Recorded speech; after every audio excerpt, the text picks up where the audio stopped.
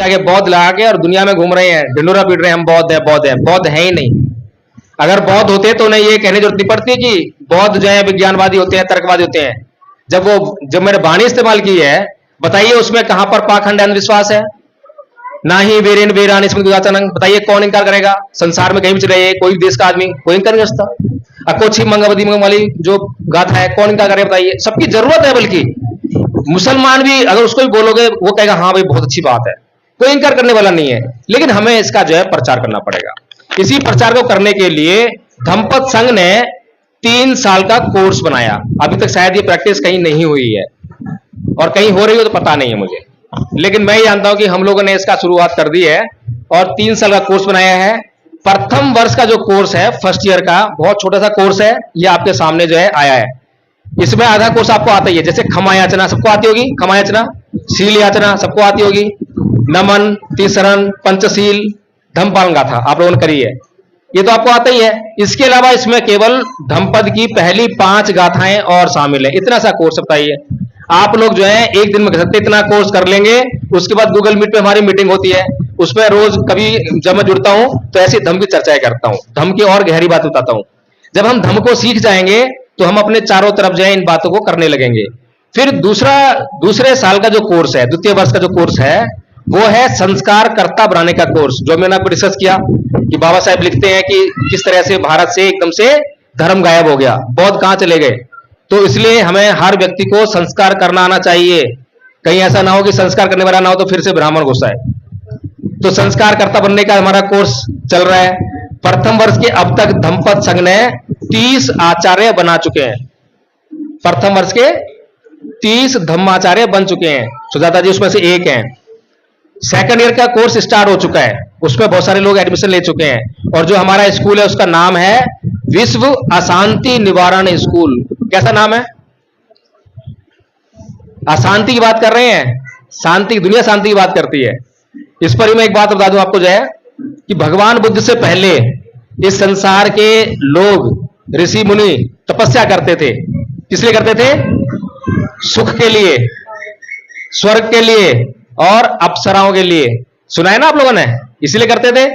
लेकिन पहली बार भगवान बुद्ध संसार में ऐसे व्यक्ति हुए जो ना तो सुख की खोज में गए, ना अप्सराओं की खोज में, ना स्वर्ग की खोज में। किसी खोज में गए?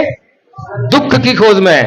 संसार तो सुख ढूंढ रहा है और भगवान बुद्ध दुख खोज रहे हैं। तो भगवान बुद्ध की जो फिलॉसफी वो क्या है कि दुख को खोजो और दुख के कारण को जानो, उसका निवारण जानो और उसके लिए मार्ग तलाश करके उसको अंत कर दो।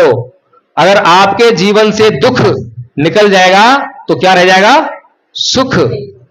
सुख को अभी तक कोई परिभाषित नहीं कर पाया था, बताया नहीं किसी ने सुख क्या होता है।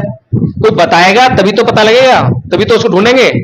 अगर मैं अंदर कमरे में मोबाइल रख दूं और यहां लोग बैठे हुए लोगों से बोलूं, किसी को मालूम नहीं, किसी ने देखा नहीं मोबाइल कैसा होता है, और मैं बताऊं भी ना कि मोबाइल कैसा होता है, और मैं किसी को भी बोलूं जाओ मोबाइल लेकर आओ, क्या ले आएगा मोबाइल?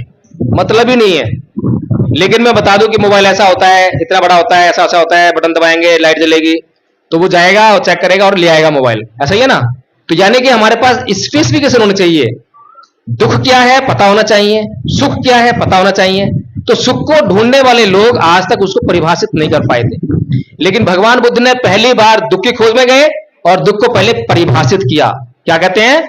जाति भी दुखा, जरा भी दुखा, व्याधि भी दुखा, मना भी दुखा, शोक परिदेव दोमनस्य उपाया सापी दुखा, जम पी छंगने लभती तंपी दुखं, पेहि विपयोगो दुखा, अप्यहि संपयोगो दुखा, संख्यतेन पंचपादान खंदापि दुखा। कि जन्म लेना दुख है, रोग दुख है, बुढ़ापा दुख है, मरना दुख है, जो हम चाहते हैं वो नहीं मिलता तो दुख होता है, प्रियजनों का बिछुड़ना दुख होता है, अप्रिय जनों का मिलना दुख होता है। कुल मिलाकर 5 स्कंदों से निर्मित ये शरीर दुखों का घर है। पहली परिभाषित कर दिया ना दुख को कि दुख क्या है। दुख बता रहे हैं, सुख नहीं बता रहे हैं। इसीलिए भगवान बुद्ध 5 सीलों में कुछ नहीं करने के लिए बोलते हैं। इतने बोलेंगे क्या करना चाहिए, वो कह रहे हैं भाई क्या करना चाहिए वो तो करते रहना। ये 5 बातें बस मान लो, ये नहीं करनी है, बाकी जो मर्जी करते रहो। अब ये मत करो, बाकी चुप करते रहो। तो बताओ जीवन में आपके क्या आएगा? सुख, शांति, समृद्धि आएगी नहीं आएगी? इतना आसान रास्ता है भगवान बुद्ध का, लेकिन हम लोगों को ज्ञान ही नहीं है। प्रॉब्लम हमारे बौद्ध भिक्षु हैं। बौद्ध भिक्षु आते पता नहीं क्या करते हैं, मुझे कुछ मंत्र संत्र पढ़ते हैं, हाँ मंत्र पढ़ेंगे और जो है चले जाएंगे, लेकिन भगवान बुद्ध की बातें, उनका संदेश कितना जरूरी संदेश है हमें समझाते नहीं है। आप लोग भी ऐसे ही हो, लेकिन क्योंकि हिंदू धर्म छोड़ के आए ना, हिंदू धर्म में कोई भी पीला वस्त्र पहनकर भीख मांगता है तो आप लोग उसको प्रणाम करते, प्रणाम साधु जी ऐसे करते हैं ना। आज भी वही नहीं, पहले करते थे ना, हिंदू थे जब, तो वहीं से तो आए हम लोग जो है, तो आदत तो वहीं की पड़ी हुई है। तो अब भी क्या करते हैं, अब भी जो है जो बौद्ध भिक्षु होता है, कोई भी आदमी चीवर ओढ़ ले जाके उसके पैरों में लेट जाते हैं, ऐसा ही है ना। ये नहीं देखते कि ये बौद्ध भिक्षु है या नहीं है। भगवान बुद्ध धप्पल में कहते हैं कि यो च वंत कस्सावा सीले सुषमाए तो उपे तो दम सच्चे ने सैव कासा बम रहती।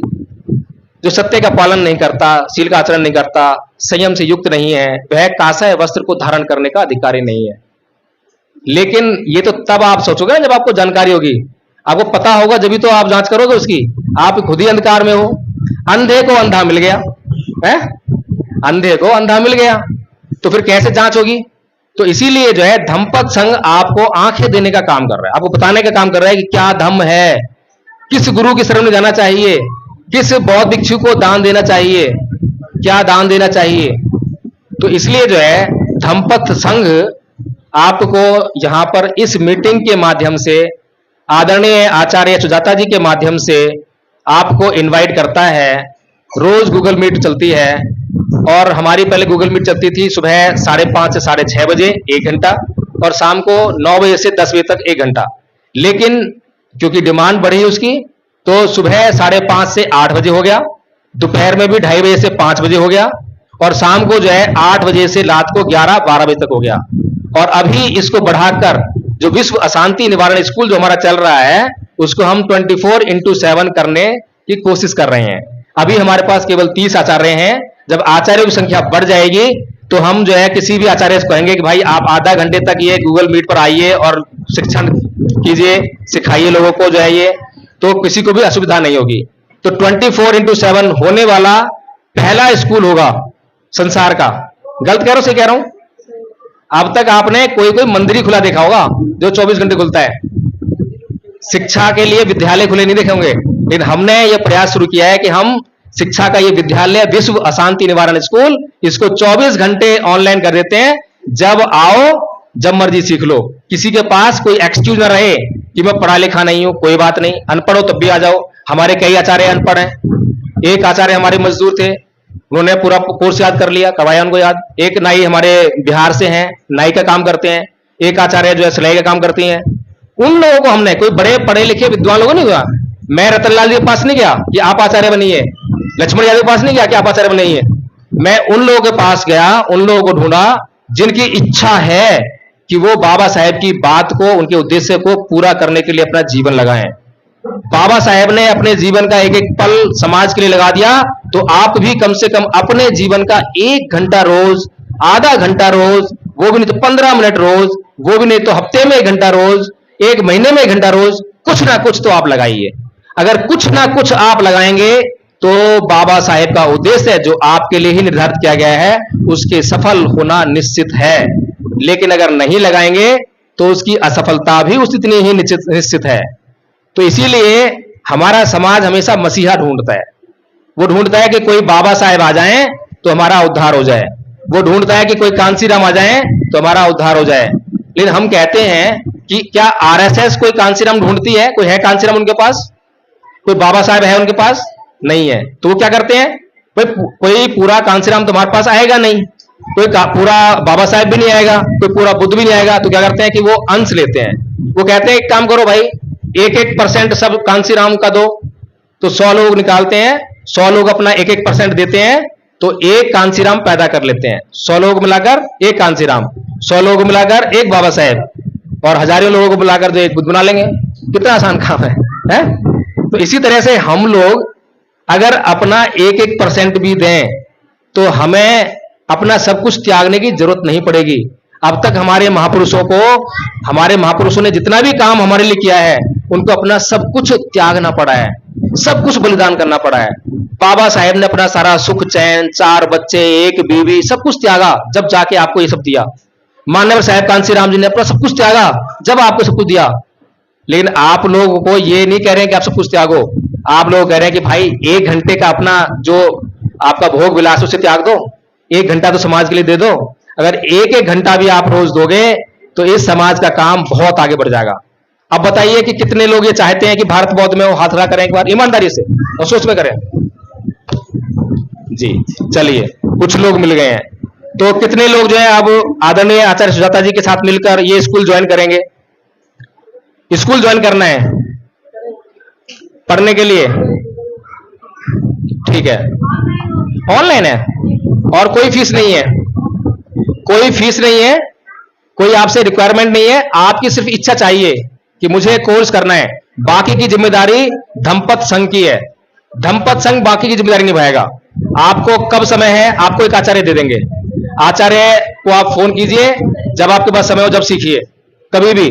उसके अलावा जो कॉमन मीटिंग चल रही है उसमें आप किसी भी आचार्य से सीख लीजिए, और बहुत आसान काम है, कोई मुश्किल काम नहीं है।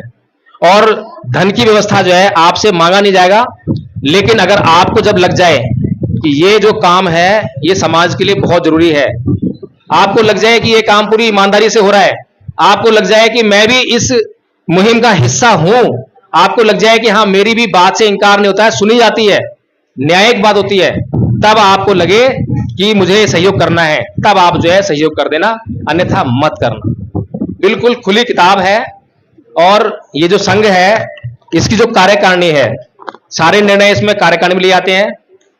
पवाना विधि कितने लोगों ने सुनी है? पवाना विधि सुनिए, किसी ने पवाना विधि नहीं सुनी? बताओ, बौद्धों के लिए पता होनी चाहिए। भिक्खु संघ जो है हर साल वर्षावास के बाद इसका आयोजन करता था, पवाना विधि का, कि अगर उससे कोई पाप हुआ है, किसी भी भिक्खु से कोई पाप हुआ है तो पाप देश ना करे, उसको शुद्धिकरण कहते हैं। तो ऐसी ही विधि हमने अपने भीतर अपनाई है। हर बुधवार को पवाना विधि का आयोजन होता है, उसे पूछा जाता है कि भाई आपसे कोई सील का उल्लंघन हुआ हो तो बताइए, कोई जो धम्मपद ने नियम बनाए हैं वो टूटा हो तो बताइए, फिर लोगों से पूछा जाता है कि भाई किसी ने किसी को नियम तोड़ते हुए देखा हो तो बताइए। इस तरह से संघ जो है लगातार अपने भीतर शुद्धि करता रहता है। समता में रहना सिखाते हैं। समता क्या है? टॉपिक ज्यादा चला जाएगा, टाइम हो गया। अच्छा, तो ठीक है, फिर मैं अब अपनी बात को यहीं भी विराम देता हूं, फिर कभी और मौका मिलेगा तो फिर आएंगे। जय भीम, नमो बुद्धाय।